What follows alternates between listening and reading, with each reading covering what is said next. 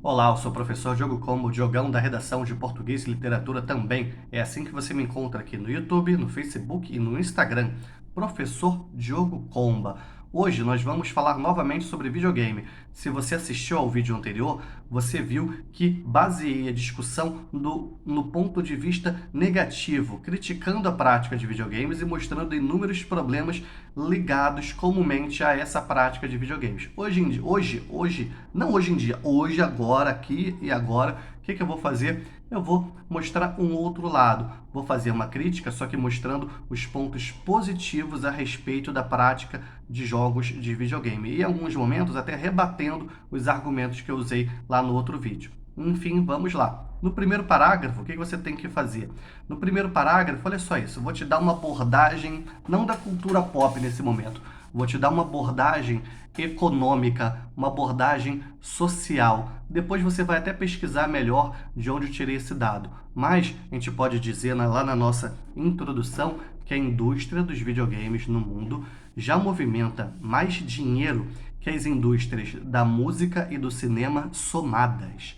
A última vez que eu pesquisei isso, a indústria dos games movimentava uma renda 60% superior a essas duas indústrias somadas, algo que aumentou inclusive durante a pandemia. E faz todo sentido, né? As pessoas mais em casa tendem a jogar mais videogame. Lógico que as pessoas tendem a ouvir mais música também, ou então assistir a filmes pelas plataformas de streaming, mas vamos comparar o gasto que se tem com um jogo novo de videogame e o gasto que se tem pagando lá uma plataforma de streaming ou pagando lá uma plataforma para você assistir, para você ouvir músicas, perdão.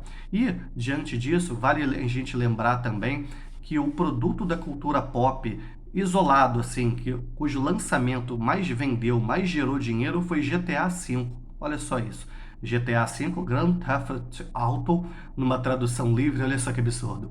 O grande ladrão de carros, mas nesse momento não é para falar sobre os absurdos, nós vamos procurar ver os pontos positivos, certo? Como eu já disse então, no seu primeiro parágrafo, você poderia trazer essa abordagem econômica para ratificar o quanto os videogames podem ser positivos, beleza? Se você quiser ver depois como ficaria esse parágrafo, comenta aí. Vamos bombar de visualização, vamos bombar de like, vamos se inscrever no canal, tudo isso, beleza? Aí qual pode ser o seu segundo parágrafo? Agora a gente está onde? No seu segundo parágrafo do texto, o primeiro da argumentação. Muito se comenta sobre a violência presente nos jogos de videogame, mas você pode discutir justamente isso. É uma violência tremendamente fantasiosa. Eu acho que as pessoas sabem discernir muito bem a violência lá do Scorpion fazendo um Get over here! Ou então a violência do Sub-Zero congelando alguém, a violência que a gente tem na sociedade. Nunca ouvi falar, por exemplo, de uma criança matando uma tartaruga depois de jogar Mario. Lógico que é um argumento um tanto quanto absurdo, é a redução ao absurdo, mas não deixa de fazer um certo sentido também. Enfim, você pode rebater a violência, falando como a violência do videogame é tremendamente fantasiosa, bem diferente da violência na vida real. Uma outra questão, quando você joga lá, quem sabe, UFC no videogame, você não deixa de botar para fora essa violência que é muito comum em todos nós também. O videogame acaba representando esse papel, um papel quase catártico, que vem de catarse, você deve conhecer esse termo. Esse daí é um primeiro argumento. Um segundo argumento, falando sobre sedentarismo. Muito se comentava que os videogames deixavam as pessoas mais sedentárias, visto que os únicos movimentos que elas faziam eram lá com a mão, ficavam quase com calo na mão, olha só isso. Mas recentes lançamentos de plataformas como o console lá, como o Wii, a plataforma Kinect para o Xbox, esses dois lançamentos colocaram isso aí por terra. No Wii você tem que fazer uma série de movimentos, no Kinect você também tem que fazer uma série de movimentos. E olha só isso, já vou ligar essa questão do sedentarismo, a questão do isolamento, que rebater agora a questão do isolamento falando do lançamento do jogo Pokémon GO. Onde que a gente está agora?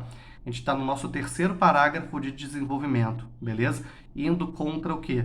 Indo contra o isolamento. Por quê? Para jogar Pokémon GO, muitas pessoas tiveram que ir para a rua. Muitas vezes andar alguns quilômetros para chocar um ovo de Pokémon, se reunir com amigos, as pessoas formavam ligas, tudo isso. Recentemente eu vi que ficou muito famoso, inclusive, um print de um garoto contando que amigos virtuais organizaram para ele uma festa numa plataforma. São novos modelos de relacionamentos, né? Não é mais aquele relacionamento físico tão próximo, mas não deixa de ser um outro modelo também. Mas veja bem, estou ratificando aqui que um jogo como Pokémon Go tirou os nerds, tirou todo mundo de dentro de casa, colocou na rua.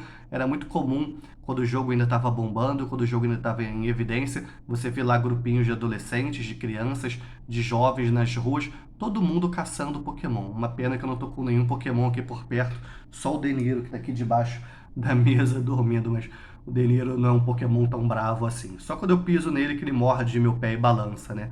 Mas enfim, olha só isso. Ainda poderia colocar outros argumentos. A gente não começou a redação falando do ponto de vista econômico. Hoje em dia, a prática de jogos de videogame acaba gerando toda uma leva, todo um leque de empregos. Dubladores no Brasil já conseguem empregos dublando jogos de videogame. Historiadores conseguem emprego dando consultoria para certos jogos de videogame, como tipo aqueles jogos que falam de guerra, esse tipo de situação.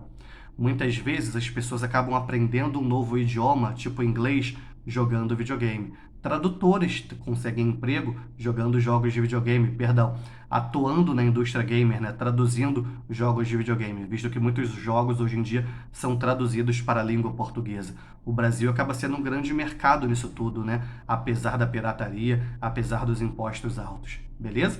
E como que você faz a sua proposta de intervenção, já que você criticou positivamente ao longo do texto? Vai ser uma proposta de intervenção em que você vai usar aqueles elementos: quem deve agir, o que fazer, como fazer e objetivando qual cenário, com um outro viés, com outro objetivo. Você vai tentar fazer o quê? Ratificar, incentivar essa prática do jogo de videogame.